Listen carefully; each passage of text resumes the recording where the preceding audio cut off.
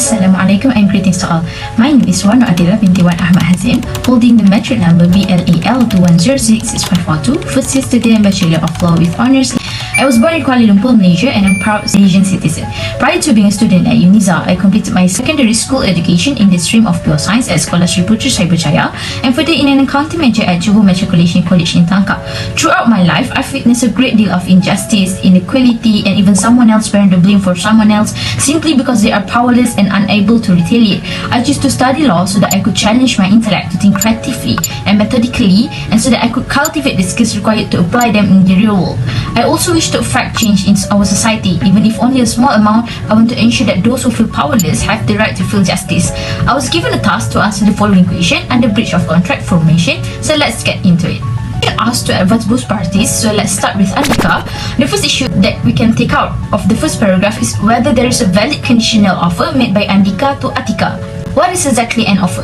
In the Contracts Act 1950, where the offer is referred to as a proposal, Section 2A stated that a proposal is made when a person communicates to another his readiness to do or refrain from doing something in order to secure the permission of the other to the act of abstention.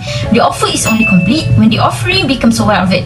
According to Section 4.1, but Section 9 of the Contracts Act states that when a promise is proposed or accepted in words, the promise is considered to be expressed, and when the proposal or acceptance is made in any other way, the promise is implicit. In the case of Syed Jaafar bin Syed Ibrahim against Maju Mahar Singh Travel and Tours, Sendirian Berhad, according to Kamal and Tenratnam J, the plaintiff and the defendant had an oral agreement. According to the court, the plaintiff and the defendant intended to form a legally binding contract. In order for an offer to be valid, it must be clearly communicated, giving the offeree a chance to accept or reject it.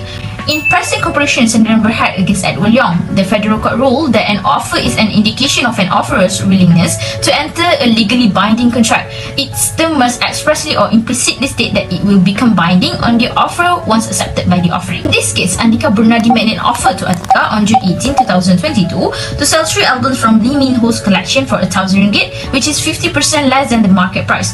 His offer was made over the phone and he asked her to accept via WhatsApp before or on June 2022. Therefore, Andika can be said to have made a conditional offer to Atika by phone, and it is a valid offer as the offer has been communicated by both Atika and Andika. To conclude this issue, Andika's conditional offer to Atika is a valid offer. Next, we move on to the next issue of advising Andika, which is whether there is a complete act of revocation on Andika's side. Revocation is a withdrawal or an official cancellation of a promise or decision made by the one who offered. According to Section 5.1 of the Contract Act, any time before the communication of acceptance by the offeree or after acceptance is complete, the offerer can revoke the offer at any time, but not afterwards. For revocation also must be communicated so that the proposal is effectively revoked under Section 3 of the Contracts Act when the proposer sends notification of revocation to the other party. Section 4.3a of the Contract Act states that the communication of revocation of a proposal is complete as against the proposer when it is transferred to the promisee in such a way that is beyond the proposer's control.